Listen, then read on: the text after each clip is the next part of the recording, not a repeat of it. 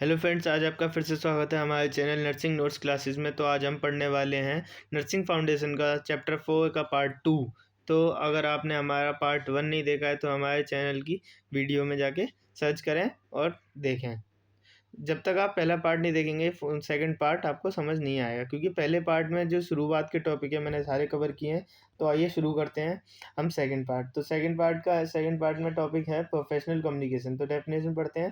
Professional communication is a purposeful therapeutic and ethical change of information between nurse and patient and health team to provide quality care. जो professional communication है वो एक ऐसी purposeful और therapeutic ethical exchange information होती है जो कि बिटवीन नर्स पेशेंट और हेल्थ टीम के बीच में होती है, जो कि प्रोवाइड करती है, हेल्प करती है पेशेंट को क्वालिटी केयर देने में।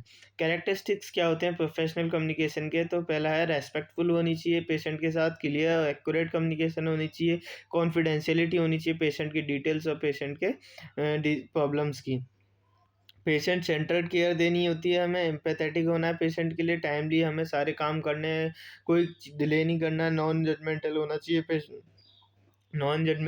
चाहिए नर्स को, हेल्थ टीम को, ताकि पेशेंट हेजिटेट ना करे, है ना। इंपॉर्टेंस क्या होती है प्रोफेशनल कम्युनिकेशन की? प्रमोट करती है पेशेंट की सेफ्टी को, बिल्ड करती है ट्रस्ट को, और इम्प्रूव करती है हेल्थ टीम वर्क को, है ना। इम्प्रूव करती है हेल्थ के टीम वर्क को, और रिड्यूस करती है एरर, ताकि जो पेशेंट की केयर है उसे अच्छे से दी जा सके। इन्हेंस करती है क्वालिटी केयर, ताकि जो पेशेंट है वो अच्छे से ठीक हो पाए, टाइमली और अच्छे से ठीक हो पाए। हेल्पिंग रिलेशनशिप क्या होता है? जो कि नर्स पेशेंट रिलेशनशिप के बीच में होता है। तो क्या इसकी डेफिनेशन है? A therapeutic professional relationship where nurse help patient meet physical, emotional and psychological need. ये एक ऐसी थेरेप्यूटिक प्रोफेशनल रिलेशनशिप है जिसमें नर्स हेल्प करती है पेशेंट को है फिजिकली, इमोशनली, साइकोलॉजिकल नीड्स पूरी कराने के लिए। इसका पर्पस है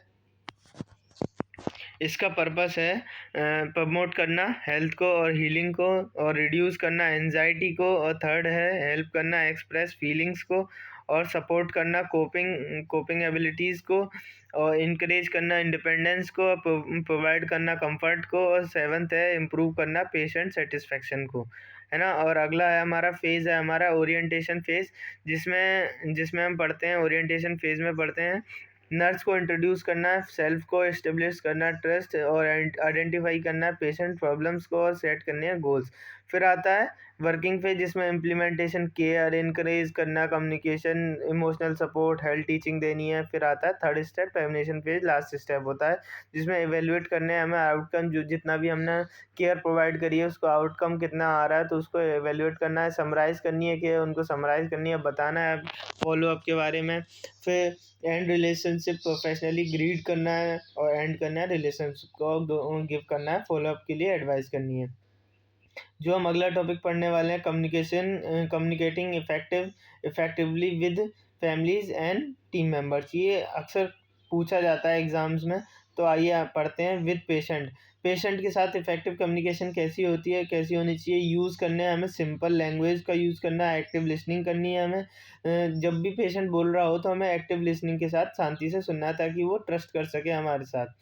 और मेंटेन करना है आई कांटेक्ट, रेस्पेक्ट करना है उनकी प्राइवेसी को, कॉन्फिडेंशियलिटी, उनकी डिटेल्स को रखना है, इनकरेज करना है क्वेश्चंस के लिए, ताकि वो खुल के क्वेश्चंस पूछ सके, अपने डाउट्स को क्लियर कर सकें।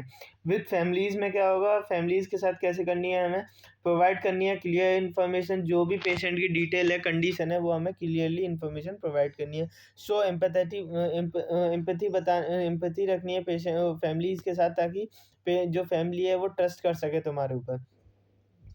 इन्वॉल्व इन केयर प्लान, उन पे फैमिली को भी केयर प्लानिंग के अंदर इन्वॉल्व करना है, ताकि जो फैमिली है पार्टिसिपेशन करके अच्छे से केयर प्रोवाइड करवा सके, हेल्प कर सके। रेस्पेक्ट करना है कल्चर वैल्यूज़ को फैमिली की। फिर है टीम मेंबर्स के साथ कैसे कम्युनिकेशन करनी है। यूज़ SBAR टेक्निक का यूज़ करना है। मेंटेन करना है प्रोफेशनल टोन के साथ, शेयर एक्यूरेट डाटा करना है, म्यूचुअल रेस्पेक्ट रखनी है सारे टीम मेंबर्स के साथ, प्रॉपर डॉक्यूमेंटेशन करना है। फिर आइए अगला पढ़ते हैं, मेंटेनिंग इफेक्टिव ह्यूमन रिलेशंस में। अगला है, इसमें इसकी डेफिनेशन है मेंटेनिंग इफेक्टिव ह्यूमन रिलेशनशिप की।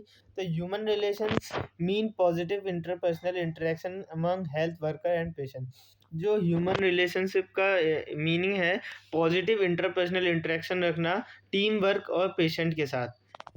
इसका मेथड्स क्या क्या, किन किन मेथड्स के साथ हम मेंटेन कर सकते हैं इफेक्टिव रिलेशनशिप ह्यूमंस के साथ। म्यूचुअल रिस्पेक्ट, कोऑपरेशन करना है, इमोशनल कंट्रोल रखने हैं और गुड लिसनिंग करनी है पॉजिटिव एटीट्यूड के साथ, और टीम वर्क रखना है। कम्युनिकेशन विद वनरेबल ग्रुप के साथ, ये अक्सर क्वेश्चन पूछा जाता है 10 मार्क्स में, तो इसे ज़रूर पढ़ लीजिएगा। कम्युनिकेशन विद वल्नरेबल ग्रुप के साथ, तो इसका पहला है चिल्ड्रंस के साथ हम कैसे कम्युनिकेशन करते हैं। सिंपल वर्ड्स में सिंपली बात करनी है उनके साथ। प्ले थेरेपी का यूज़ करना है, उनको खेल खेल में सारी केयर प्रोवाइड करनी है और फ्रेंडली अप्रोच रखनी है, इन्वॉल्व करना है पेशेंट का, ताकि बच्चे भी सेफ फील कर सकें आपके साथ। वुमेंस के साथ कैसे करना है, रेस्पेक्ट करनी है, प्राइवेसी की मेंटेन करनी है, डिग्निटी और इमोशनल सपोर्ट देना है, इनकरेज करना है एक्सप्रेशंस का।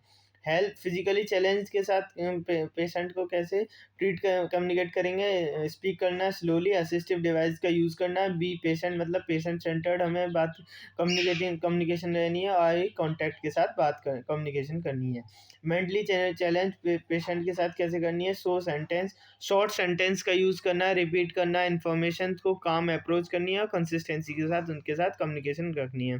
एल्डरली पेशेंट के साथ कैसे करते हैं, speak clearly, allow time to respond, जब हमारी बात पूरी हो जाए तो उनको टाइम दें ताकि वो रेस्पॉन्ड कर सकें अच्छे से।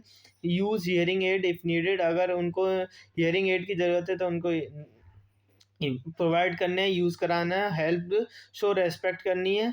और जनरल प्रिंसिपल्स क्या क्या यूज़ रखने हैं हमें सबके साथ, जो हमें रखने हैं सारे उसमें, जैसे एल्डरली, मेंटली, फिजिकली और वुमेन्स और चिल्ड्रंस के साथ, तो हमें एक प्रिंसिपल्स का यूज़ करना है। तो बी एम्पैथेटिक रहना है उनके साथ, अवॉइड जजमेंट, मेंटेन कॉन्फिडेंशियलिटी और अडेप्ट करनी है कम्युनिकेशन स्टाइल को। तो फ्रेंड्स, आज हमने क्या क्या पढ़ा, आज हमने पढ़ा कम्युनिकेशन विद वल्नरेबल ग्रुप के साथ, ग्रुप पढ़ा, मीनिंग इफेक्टिव ह्यूमन रिलेशनशिप पढ़ा, और फिर क्या पढ़ा, फिर हमने पढ़ा communicating effectively with parents, family and family members. और फिर हमने अगला पढ़ा फेजेस पढ़े हमने, और फिर हेल्थ हेल्थ रिलेशनशिप पढ़ा, इम्पोर्टेंस पढ़ी क्या उसकी, पर्सनल कम्युनिकेशन की कैरेक्टरिस्टिक्स पढ़े। तो फ्रेंड्स, यही था हमारा पार्ट सेकंड इस चैप्टर 4 का, नर्सिंग फाउंडेशन का। अगर आपको वीडियो पसंद आई है तो चैनल को सब्सक्राइब करें, लाइक करें, शेयर करें। Thank you friends.